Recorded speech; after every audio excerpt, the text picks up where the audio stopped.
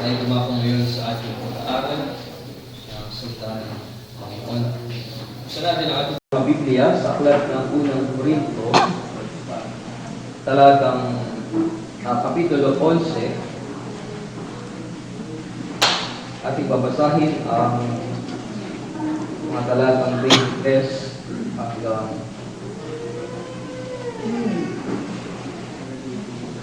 34. 1 Corinthians chapter 11, verses 23 hanggang 30. Ang ating pusing talata ay nasa talatang 23 hanggang 26. Ito ang sabi ng salita ng Diyos. Sa mga Biblia, sunod niyo ako ng inyong paningin. Sapagkat tinanggap ko sa Panginoon ang binigay ko naman sa inyo, ang Panginoong Jesus ang labing siya'y pagkanulo ay lumangkot ng tinapay. At ang siya'y makapagpasalamat, ito ay kanyang pinagputol-putol at sinabi, ito ay aking katawan na pinagputol-putol para sa inyo. Gawin ninyo ito sa pag-alaala sa akin. Sa ganyan paraan ay kinuha niya ang kopa katapos magkapunan na sinasabi, ang kopang ito ay siyang bagong tipan sa aking dugo. Gawin ninyo ito tuwing kayo iinom ito sa pag-alaala sa akin. Sapagkat sa tuwing kainin ninyo ang tinapay na ito at inuman ang kopa, pinakahayag ninyo ang kamatayan ng Panginoon hanggang sa dumating siya. Kaya ang sino mang kumain ng tinapay o uminom sa kopa ng Panginoon sa paraang hindi nararapat, ay magkakasala sa katawan at dugo ng Panginoon. Siya sa atin ninyo ang inyong sarili at saka kumain ng tinapay at uminom sa kopa. Sapagkat ang sino mong kumakain at umiinom na hindi kinikilala ang katawan ay kumakain at umiinom ng hatol sa kanyang sarili. Dahil dito, marami sa inyo ang mahihina at mga may sakit, at ang ilan ay namatay na. Subalit kung hinahatulan natin ang ating sarili, hindi tayo makakatulan. Subalit kapag tayo hinatulan ng Panginoon, tayo ay sinusupil upang buwag tayo mahatulang kasama ng salibutan. Dahil dito, mga kapatid ko, kapag kayo nagtitipon upang kumain, magtulayan kayo. Talatang 34, kung nagugutom ang sino man, kumain siya sa bahay, upang ang inyong pagtitipon ay huwag mauwi sa paghatol. Tungkol sa iba, ang mga bagay ay magbibigay ako ng pag-uwi pagdating. Rin ang pagkabasa ng salita ng Diyos sa atin sa umagang ito. Mga minamahal at kapatid sa ating Panginoong Jesucristo, ngayong araw po na ito, alam natin na ito special para sa atin at ito ang natawag natin na araw ng Panginoon. Sa araw na ito ng Panginoon ay muli tayong lalapit sa hapag na Panginoon. Na sa panahong marami po sa atin ang may mabibigat na pasanin o may dinadalang mga kabigatan. Marami tayo ay pagod sa trabaho, pagod ang ating katawan, nakakaisip na maraming mga problema sa mga nagdaang mga araw. Marami tayo ay napanghihinaan na ng loob. At maaaring tayo ay nababalisa o na nagugulumihanan sa mga paparating na mga araw o sa hinaharap ng ating buhay. So, kung sana natin isipin na ang banal na hapunan, isa lamang siyang tradisyon. Hindi ang banal na hapunan po ay tanda at tapat ng tipan ng Diyos o pangako ng Diyos para sa atin na kanyang mga hinirang para sa atin kay Jesucristo. Ang banal na hapunan ay hindi po siya seremonyang pahimik lamang natin siyang papanoorin o pagmamasdan. Although ito ay nakikita, visible siya, na Sa bawat kagat natin ng tinapay, mamaya ay ating gagawin. Sa bawat kagat ng tinapay, sa ating paghigop ng alak o ng kopa, roon po ay ipinapaalala sa atin ng ating Panginoon Jesucristo. Sinasabi niya, ikaw ay akin. Tapos na ang bayad. Dahil yung kasalanan natin ay kanyang pinasan doon sa krus ng Kalbaryo. Sinasabi niya, ikaw ay akin. Tapos na ang pagbabayad mo ng utang. At sinasabi rin niya, magpatuloy ka. Maglingkod ka. Magpursige ka para sa kaluwalhatian ng Panginoon. Kaya sa paksang, sa hapag ng krus, nagpupursige sa paglilingkod. Yan ang ating tema. Sa hapag ng krus, nagpupursige sa paglilingkod. Bakit po hapag ng krus yung ginamit ko na tema? Kasi po sa Reformed Theology, malinaw po na ang banal na hapunan ay hindi siya nakahiwalay sa krus. Malinaw po ba yan? Tandaan natin na hindi hiwalay ang banal na hapunan sa krus. Hindi ito kundi ito ay misteryosong pakikibahagi sa bunga ng ginawa ng ating Panginoong Jesucristo. Saan?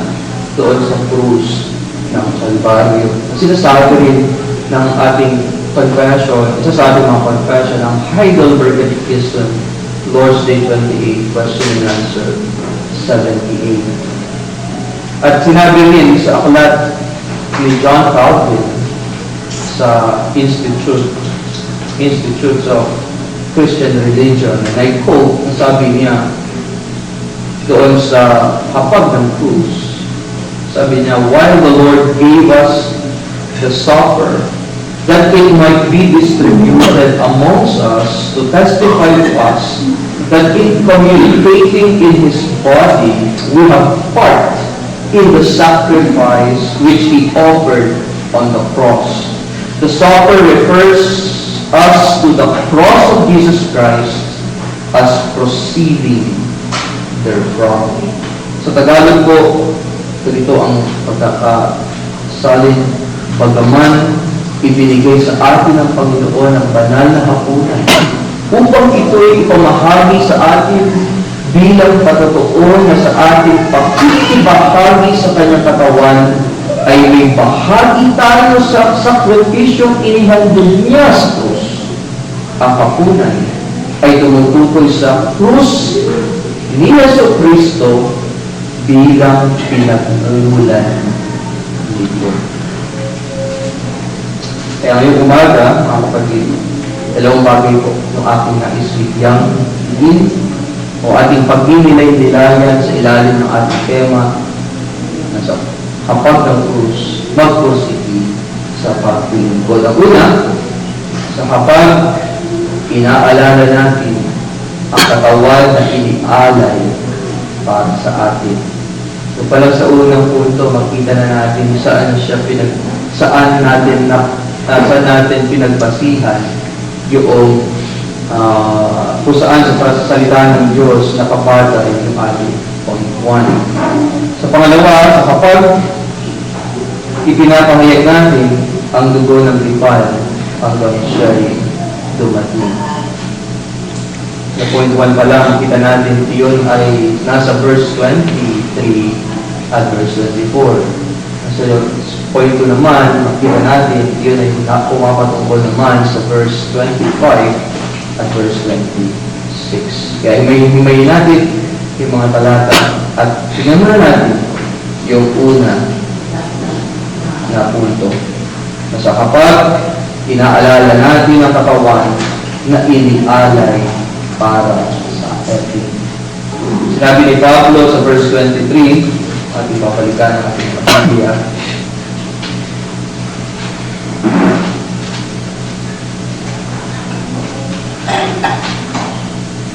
Sa 1 Corinthians chapter 11, verse 23,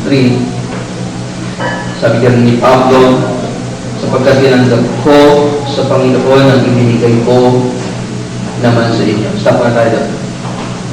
Ibig sabihin, ang pagtuturo patungkol sa banal na hapunan ay hindi po galing sa kanya lamang, kundi ang banal na hapunan ay galing po mismo sa ating Panginoong Jesucristo.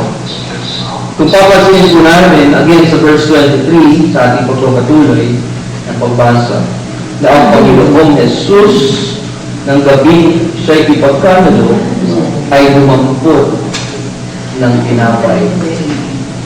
Nung gabi siya ay ipagkanulo, yun po mismo ang gabi ng kanyang pagdurusa. Pero hindi po siya tumalikod sa kasamaan o sa kasalanan na kanyang pagkasanin sa kanyang katawan.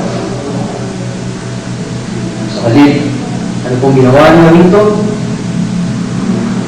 Ang Panginoong Jesus, ang gabing siya'y pagkanulo, pagkos siya'y lumampot ng tinapay. At sa verse 24, ginawa niya ng pasalamat at pinagputol-putol po niya ito.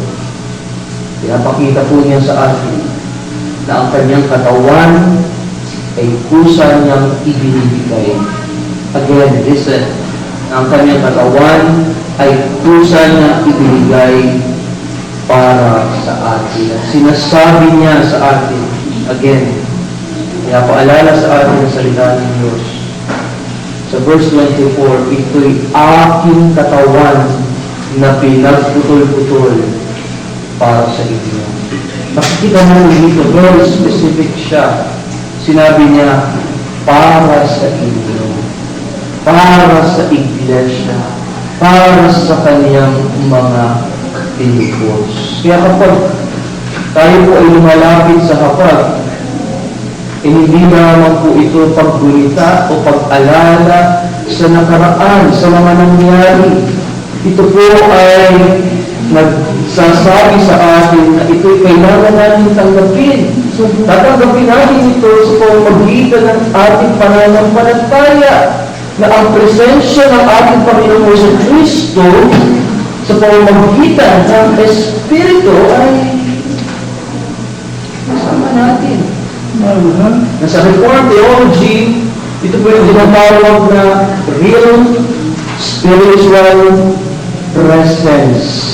Hindi po rin nararamdaman. Ngunit totoo po. Totoo at buhay na pakikibahagi sa katawan ni Kristo. Ngayon po kapag po mga office bearers ng iglesia, namely ang ating pastor, elders, mga deacons, nakakaramdam ng panghihina sa kanilang paglilingkod o sa kanilang tungkulin sa mga iniatang ng Diyos, sa kanilang mabalikan, sa mga pananagutan espiritual na itinagkaloob sa kanila. Kapag po kapag po mayroong mga hindi pagkakaunawaan, mayroong mga pagkakaiba sa pananaw, sa council meeting, at tila bumibigay na ang kasaling ng pamumuno sa katawan ng Kristo o sa kawan ng Diyos. Kapag po ang mga office bearer ay pagdugna sa paulit-ulit na pag-aasikaso ng mga reports at tila wala pong pumapansin sa ating mga pagsusumika o mga pagpapagal para sa kaayusan, para mapaganda ang gawain, para maging presente ang iglesia. Kapag po ang mga confessing member ay tinatamad sa church order class, ang mga bata sa catechism class, kapag po parang walang saysay na para sa amin yung pakikibahagi sa katawan ng ating Panginoon sa Kristo o sa iglesia lokal, tandaan po sana natin ang sinasabi ng salita ng Diyos, ito'y aking katawan na pinagputol-putol para sa inyo. Mayroong katawan na inialay para sa atin. At ang lahat po ito, mga kapatid, ay bahagi ng banal na kaayusan na ipinagkaloob ng Diyos para sa kanyang iglesia, para sa kanyang bayan. Hindi po ito sistema ng tao, kundi ito po ay kaayusang ipinatag ng ating Panginoong Jesucristo ayon sa kanyang mga salita. At anong purpose? Ito'y upang tayo ay kanyang mapalakas, upang tayo ay kanyang mapanatili o mapangalagaan, at upang tayo ay matipan, tipunin ang kanyang katawan. Kaya mga kapatid, paalala po sa atin na ang simbahan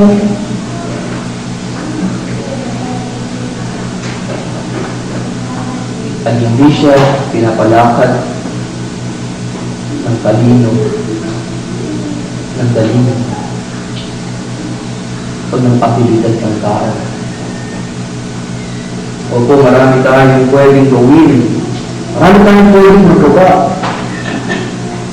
Pero hindi ibig sabihin na tayo ang may hawak ng direksyon. Ang lahat ng ating ginagawa ay dapat nakaayon ito sa disenyo ng Diyos. Na ang simbahan ay hindi o proyekto ng tao, kundi katawan po ni Kristo na may kaayusang banal at malinaw na ibinigay sa kanyang mga salita. Kaya ang pamumuno, ating mga office bearer, Pastor, Elder, Deacon, ang pangalaman na ginagawa sa atin, ang pagsamba at ang pagkakaisa, hindi po ito para ipakita kung gaano tayo kahusay. Hindi ito para ipakita kung gaano tayo kagaling, na kung gaano karami yung abilidad natin na magagawa para sa gawain. Hindi ang malaman dapat natin maipakita is para mapalakas ang katawan ni Kristo sa ilalim ng kanyang pamumuno. Hindi tayo tinawag upang paandarin ang iglesia ayon sa sariling paraan, kundi upang sumunod tayo sa kanyang paraan. Siya ang ulo ng iglesia. Si Kristo ang ulo ng iglesia. At tayo po ay mga bahagi lamang na nagtutulong-tulong, na nagsasama-sama para itaguyod, para ipalagana ang mabuting balita. At iyon ang pinagagawa ng Diyos sa atin. Nagtutulungan tayo sa biyaya lamang ng Diyos. Sabi ng 1 Corinthians chapter 10 verse 17, 1 Corinthians chapter 10, atras lang tayo sa chapter, verse 17, sapagkat may isang pinapala. Now listen, hindi i-underline yung salita, isang pinapay. Sapagkat may isang pinapay, sino yun? Kristo. Tayo marami ay isang katawan. Sapagkat tayo lahat ay nakikibahagi sa isa lamang tinapay. Kaya saglit tayo nakikibahagi sa hapag, nagpapartake, nakikisalo sa banal na hapunan. Pinagdiribang natin ang banal na hapunan. Ipinapahayag po natin yan na si Kristo ang sentro ng ating paglilingkod. Pangalawa, sa hapag, ipinapahayag natin ang dugo ng tipan hanggang siya'y dumating. Sabi ni Pablo sa verse 25, Si Jesus ay kumuha ng kopa at nagsabi, ang kopang ito'y siyang bagong tipan sa aking dugo. Dito po maliwanag, mga kapatid, na ang dugo ng ating Panginoong Jesucristo ang siyang nagselyo, nagtatak ng bagong tipan. Na alam natin na sa lumang tipan, ito po'y pinagtitibay sa pamamagitan ng dugo ng hayop. Pero ngayon, sa hapag, ipinapaalala po sa atin na ang tipan na kinabibilangan natin ay nakasalig na sa dugo ng anak ng Diyos. Hindi na po sa pansamantalang handog, kundi sa pamamagitan ng sakripisyo ng minsan at magmakailanman. Kaya kapag tayo po'y umiinom ng kopa, mamaya na karanasan natin, kapag tayo umiinom ng kopa, hindi lamang po natin inaalala ang sakripisyo ng ating Panginoong Jesus. Bagkus, inaangkin natin ang tipan ng biyaya.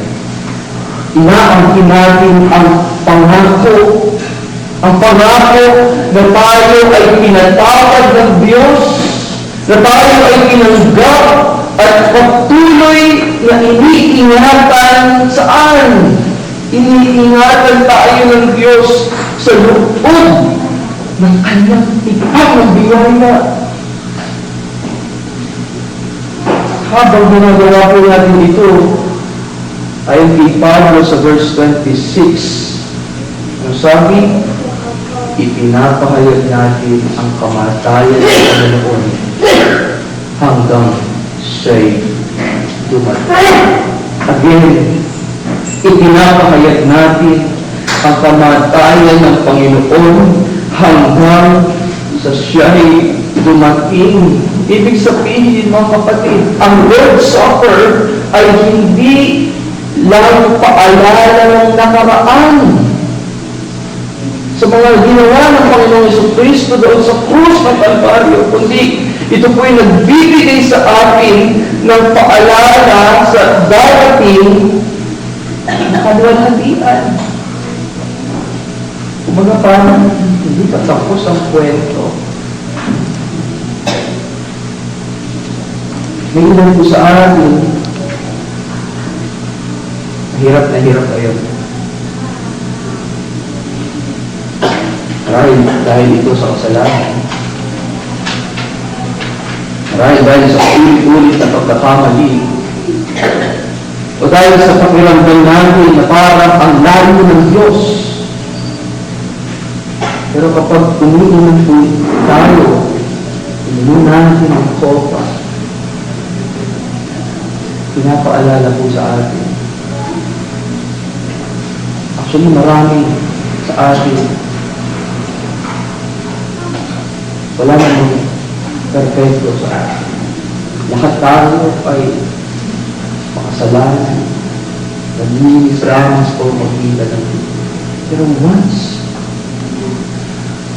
na uminom ka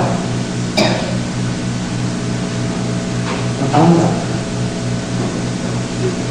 ikaw na confessing member na bahagi sa katawan ni Kristo, pinapaalala sa iyo na si Jesus ang nagbayad ng lahat ng iyong mga kasalanan. At kung ikaw naman ay napagod na sa paglilingkod, napagod na sa buhay na ito,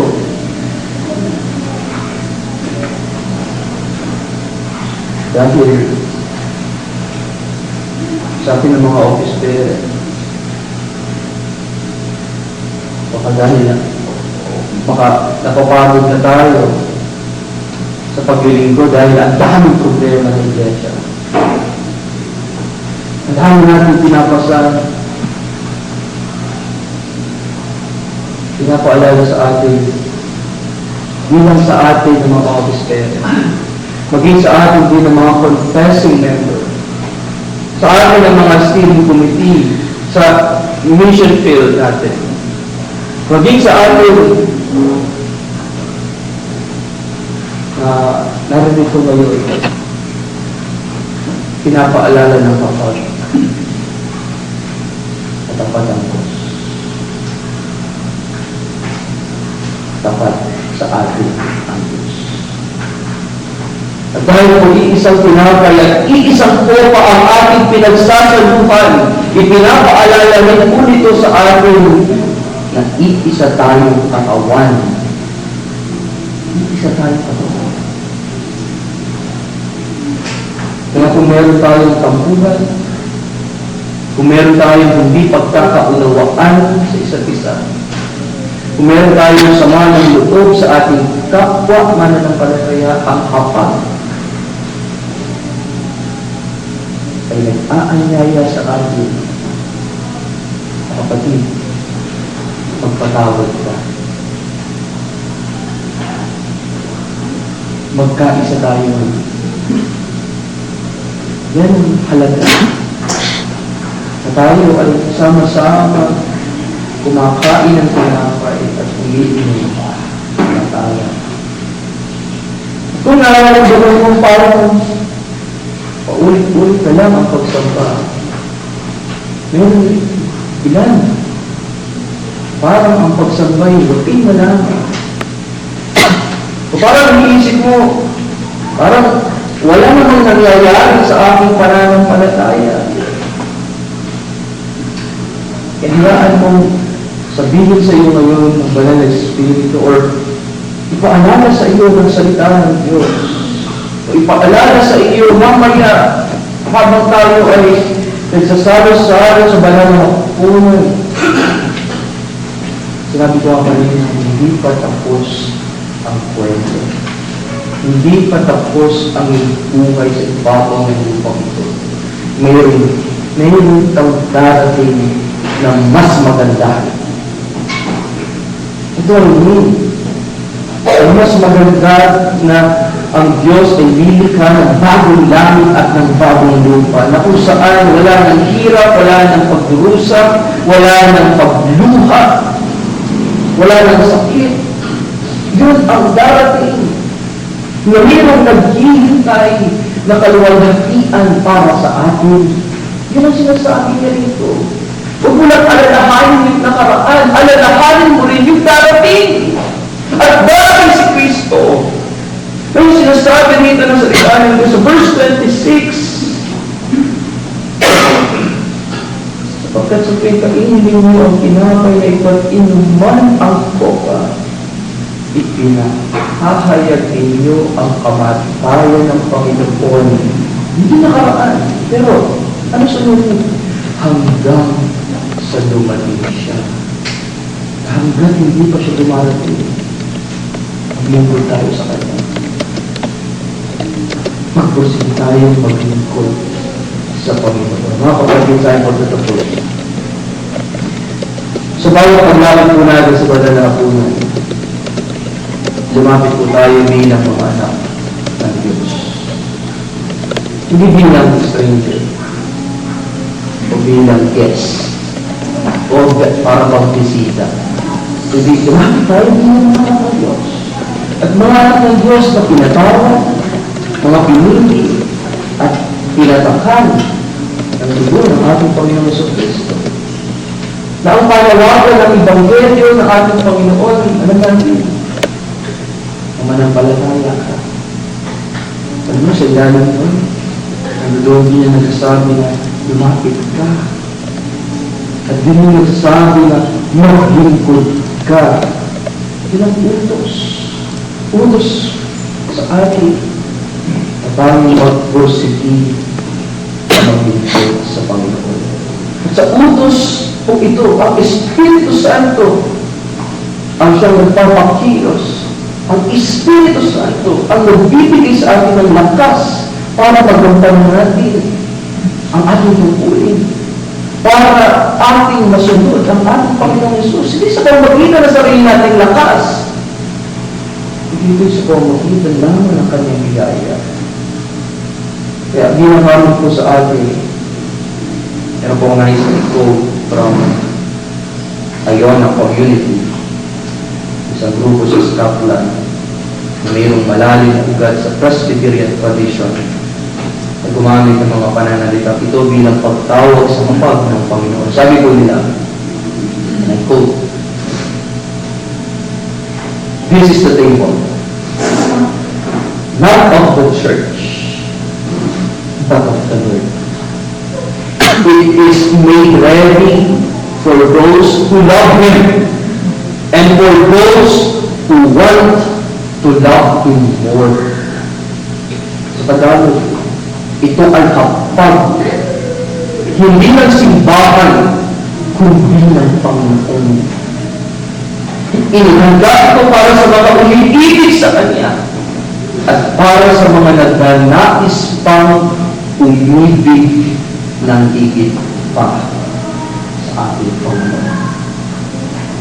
Kaya salamat sa Diyos dahil sa Kanyang katawan at dugo. Listen, salamat sa Diyos dahil sa Kanyang katawan at sa Kanyang dugo. Meron tayong lakas para magpursige. Meron tayong lakas na sa Kanyang biyaya. Meron tayong dahilan. May reason kung bakit ka naglilingkod. Dahil meron katawan at dugo na inialay para sa iyo. Na sa Kanyang muling pagdating, may matibay po tayong pag-asang salubungin siya ng may pananapit at mayroong katalangan. Darating ang Panginoon. Kaya sa atin, sa atin, sa umaga po ito, ating isa-alang-alang ngayon para sa anong dahilan tinatag ng Panginoon ang Kanyang kapunan. Sa mga tuwid upang gawin natin ito sa pag-alaala sa Kanya. Ngayon, matapos ang kaparaanan ito, ating alalahanin siya sa pamamagitan nito. Una, na tayo ay may pagtitiwala na nakatiyak sa ating mga puso na ang ating Panginoon sa Kristo na sinugo ng Ama sa liputan na Kanyang pinamo ang ating laman at dugo na Kanyang pinasan para sa ating ang buot ng Diyos mula sa pasimula ng Kanyang pagkakatawang tao hanggang sa dugo ng Kanyang buhay sa lupa at Kanyang isinakatuparan para sa ating ang buong pagsunod sa banal na kautusan at katuwiran lalo na na ang bigat ng ating mga kasalanan at ang buot ng Diyos ay pinigat mula sa Kanya. Ang madugong pawis sa hardin na dito siya iginapos upang tayo ay palayain sa ating mga kasalanan, upang matapos siya magdusa ng di mabilang ng mga pakata, upang tayo ay hindi na maguluhan, na siya ay walang salang hinatulan ng kamatayan, upang tayo ay makawalang sala sa hatol ng Diyos. Oo, na siya ay nagdusa sa Kanyang pinagpalang katawan upang mabako sa krus, upang ikintan dito ang sulat kamay ng ating mga kasalanan. At pinasan din niya ang sumpa na para sa atin, upang tayo ay puspusin ng Kanyang mga pagpapala at nagpapababa sa Kanyang sarili hanggang sa pinakamatinding paratang at mga sakit ng impyerno, kapwa sa katawan at kaluluwa sa krus. Ang tumami siya na may malakas na tinig, Diyos ko, bakit mo ako pinabayaan? Upang tayo ay matanggap ng Diyos at huwag iyang pabayaan. At sa kamulihan tiniyak sa atin ng Kanyang kamatayan at pagdanak ng Kanyang dugo na siyang bago at walang hanggang tipan, ang tipan ng biyaya at pagkakasundo ng Kanyang sarili na ganap na.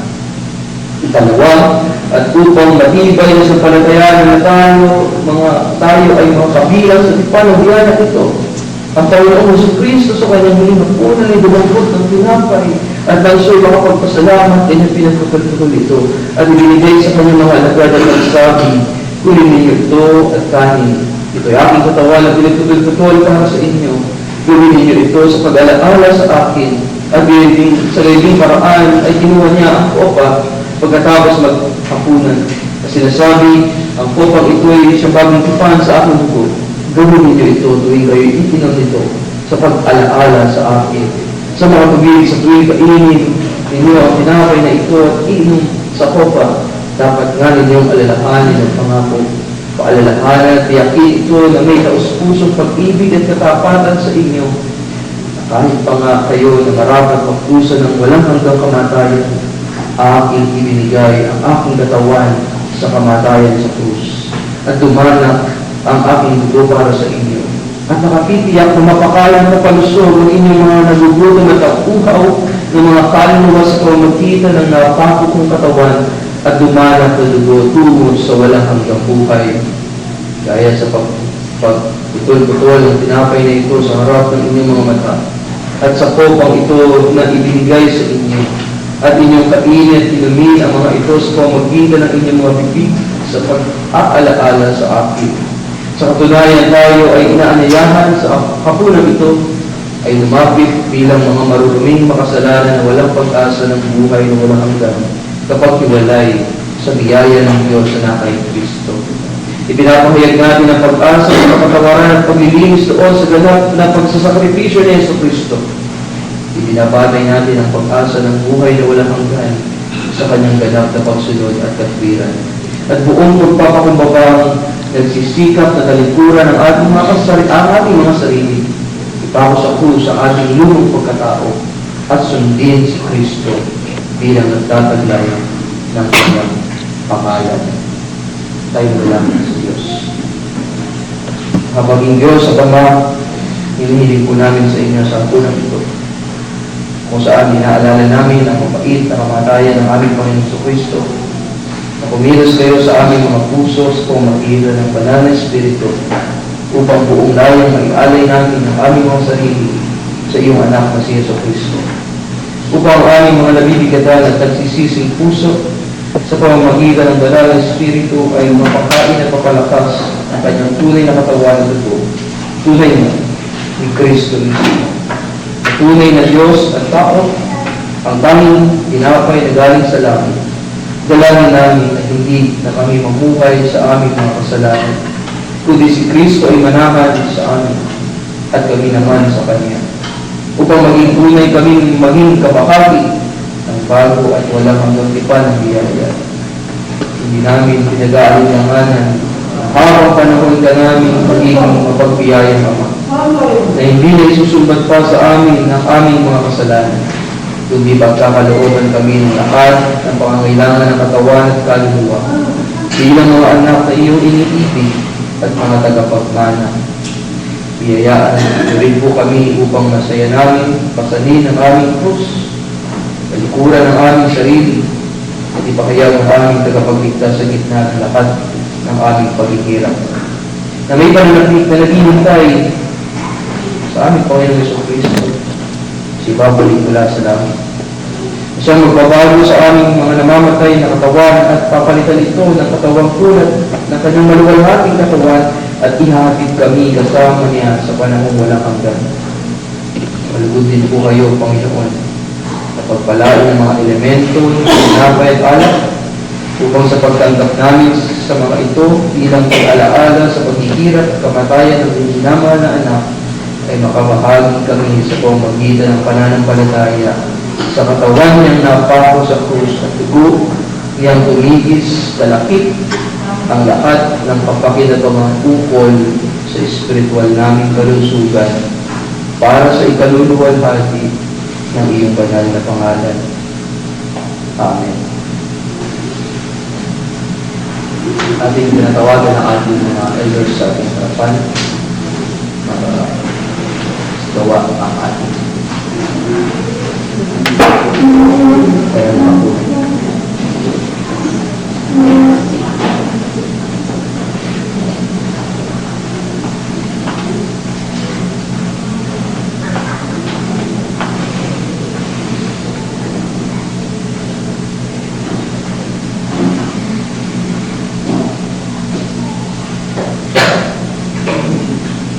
Ang Panginoong Yesus, nang gabing siya'y ipagkanilo, ay lumampot ng tinapay.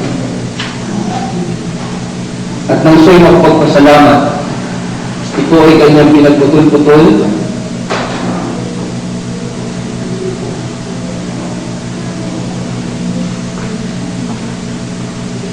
kanyang sinabi, ito'y aking katawan na pinagputol-putol para sa inyo. Gawin ninyo ito sa pag-alaala sa akin.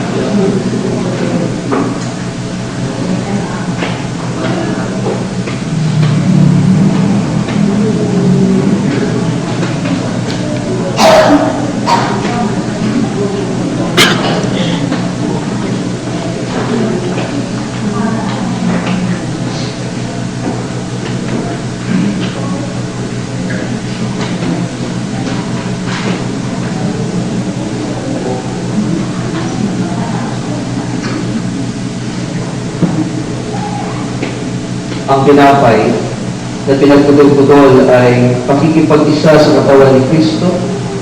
Kunin ninyo ito, alalahanin at panaligan na ang katawan ng ating Panginoong Jesucristo ay binasak para sa ganap na kapatawaran ng lahat ng ating mga kasalanan. Ating kainin at tinapay.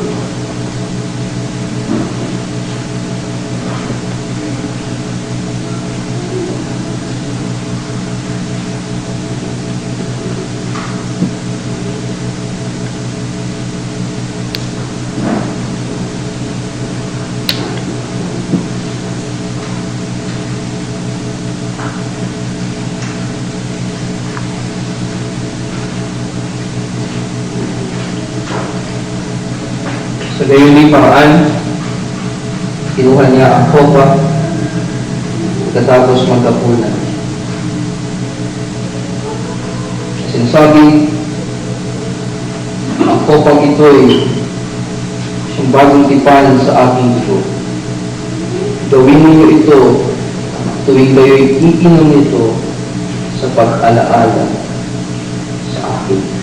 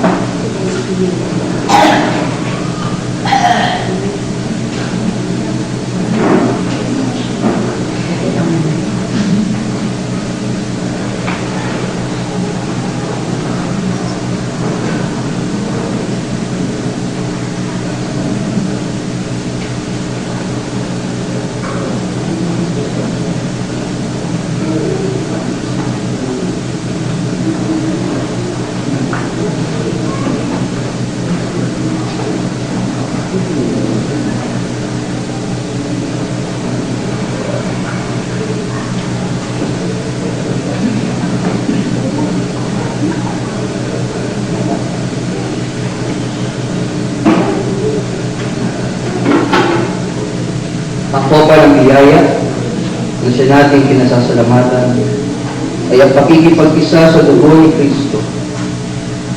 Kunin ninyong lahat ito, alalahanin at panaligan na ang dalisay na dugo ng ating Panginoong Jesucristo ay nabuhos para sa ganap na kapatawaran ng lahat ng ating mga kasalanan at hindi ang popo.